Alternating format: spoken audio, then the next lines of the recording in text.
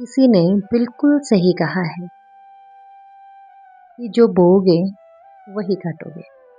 एक ऐसी ही सच्ची कहानी लेकर आज मैं आपके समक्ष उपस्थित हुई और आशा करती हूँ आपको ये कहानी ज़रूर अच्छी लगेगी और इस कहानी से आपको सीखने को ज़रूर मिलेगा। तो अंत तक इस कहानी के साथ जुड़े रहें। हरे कृष्णा, राधे राधे। मैं पूजा शर्मा, पूजा सनातन स्टोरीज में आप सबका स्वागत करती हूँ और चलिए शुरू करते हैं आज की कहानी। ये कहानी दिनेश की है जो अपनी पत्नी, अपने बच्चों और माँ के साथ दिल्ली में रहते थे। एक छोटा सा सुखी परिवार। एक दिन दिनेश की पत्नी अपने बेटे के साथ बाजार कुछ घर का सामान लेने के लिए गए थे, लेकिन जब वो बाजार से वापस आ रहे थे तो एक सड़क दुर्घटना में उनकी मौत हो जाती है। इतना बड़ा हादसा उस परिवार को, जिसने कभी सपने में भी ऐसा नहीं सोचा था, वो हंसता खेलता छोटा सा परिवार जिस पर दुख का इतना बड़ा पहाड़ टूट गया, मानो जैसे किसी की बुरी नजर उनके परिवार को लग गई हो। इस हादसे से दिनेश उभर नहीं सका, ना उसके बच्चे, ना माँ। लेकिन माँ ने किसी न किसी तरह से अपने आप को संभाला और एक दिन दिनेश को अपने पास बुलाकर उससे कहा कि तुम शादी कर लो, पूरा जीवन तुम्हारे आगे पड़ा है, तुम्हारे बच्चे भी छोटे हैं, उन्हें माँ की ज़रूरत है। ये सुनकर दिनेश बहुत गुस्सा हुआ और उसने कहा कि माँ, मैं अपने बच्चों को पाल लूँगा, लेकिन मैं शादी नहीं करूँगा। इस पर माँ ने कहा कि बेटा, मैं कब तक बैठी रहूँगी, न जाने कब भगवान का बुलावा आ जाए, और मैं चाहती हूँ कि मेरे जीते जी तुम विवाह कर लो। इन बच्चों को भी माँ की ज़रूरत है। ये सुनकर बच्चों की खातिर दिनेश ने हाँ कर दी। दिनेश की शादी हो गई और उनकी पत्नी अब उस घर पे आ गई। कुछ दिन तक तो वो बहुत अच्छे से रही, लेकिन एक दिन उसने दिनेश से कहा कि मैं तुम्हारे बच्चों के साथ और माँ के साथ इस घर में नहीं रह सकती, मुझे तुम अलग से नए घर में रखो और मेरे साथ तुम वहीं रहो। ये सुनकर दिनेश बहुत दुखी हुआ और उसने उनसे पूछा कि क्या तुम्हें किसी ने कुछ कहा है, तुम्हें किसी चीज़ की कमी है जो तुम ऐसी बात कर रही हो? मैंने तो ये शादी अपने बच्चों के लिए ही की है। तब उसकी पत्नी ने कहा कि यदि तुमने मेरे साथ रहना है तो दूसरे घर में रहना होगा, नहीं तो मुझे छोड़ दो। अब ये सुनकर दिनेश ने सोचा कि यदि मैंने इसे छोड़ा तो मेरी माँ बहुत दुखी होंगी और फिर से मेरी शादी की बात करेंगी, जो कि मैं नहीं करना चाहता।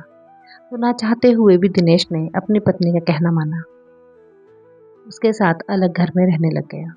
लेकिन अपनी माँ के पास और बच्चों के पास वो हमेशा आते थे और आकर उनसे प्यार करते, उनकी ज़रूरतों का सामान उन्हें देते और बहुत सा जो समय था वो उनके साथ बिताता था। धीरे धीरे ऐसे ही समय बीतता गया। लड़कियां बड़ी हो गई, लड़कियों की शादी हो गई, एक पंजाब में और छोटी बेटी जो थी वो विदेश में। और एक दिन उनकी माँ भी उन्हें छोड़कर चली गई। अब दिनेश और उसकी पत्नी कभी छोटी बेटी के पास चले जाते और कभी बड़ी बेटी के पास, और दोनों बेटियां उन्हें बहुत ही प्यार से रखती। लेकिन जो दुख हैं वो कभी पीछा नहीं छोड़ते। एक और दुख दिनेश के जीवन में। दिनेश को कैंसर हो गया। कैंसर का इलाज खूब चला, लेकिन इस बीमारी से दिनेश ज़्यादा समय तक लड़ाई नहीं कर सका और दिनेश की भी मौत हो गई। अब दिनेश की पत्नी बिल्कुल अकेली हो गई। जब सभी रिश्तेदार दिनेश की मौत पर इकट्ठे हुए थे तो उन्होंने आपस में बात की कि अब दिनेश की पत्नी को अपने साथ कौन रखेगा, अब ये बिल्कुल अकेली हो गई हैं। इस पर किसी ने भी उनको रखने के लिए हामी नहीं भरी। सभी ने कहा कि इनकी ऐसी नेचर ही नहीं है कि इन्हें हम अपने परिवार में रख सकें। भाई भतीजों ने कहा कि हम इनके घर पर एज ए ड्यूटी इनको रख सकते हैं, हम इनकी सेवा कर सकते हैं, पर तनख्वाह हमें चाहिए। और बड़ी बेटी जो थी वो अपने परिवार के साथ रहती थी। उनका परिवार काफ़ी बड़ा था और वो भी उनको हमेशा के लिए अपने पास नहीं रख सकते थे। छोटी बेटी ने भी वापस जाना था और वहाँ पर इनको ले जाना इतनी जल्दी संभव नहीं था। अब दिनेश की जो पत्नी थी वो बिल्कुल अकेली हो गई, टूट गई और रात रात भर जागती और सोचती कि मैंने जो बोया है मुझे वही मिला है। यदि मैंने अपने जीवन में कुछ अच्छा किया होता तो आज मेरे साथ भी अच्छा होता।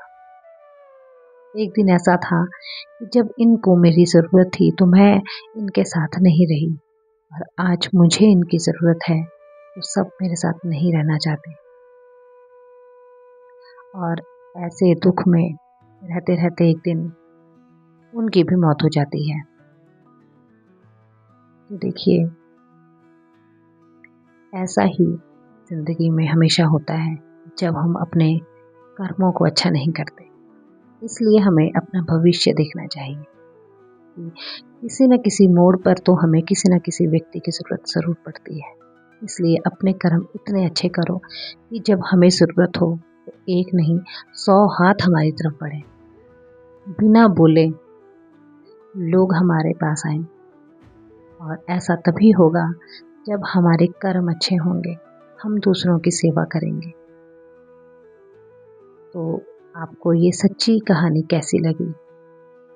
अगर अच्छी लगी हो तो कमेंट बॉक्स में लिख के ज़रूर बताना और मेरे चैनल को लाइक शेयर सब्सक्राइब ज़रूर करना। राधे राधे।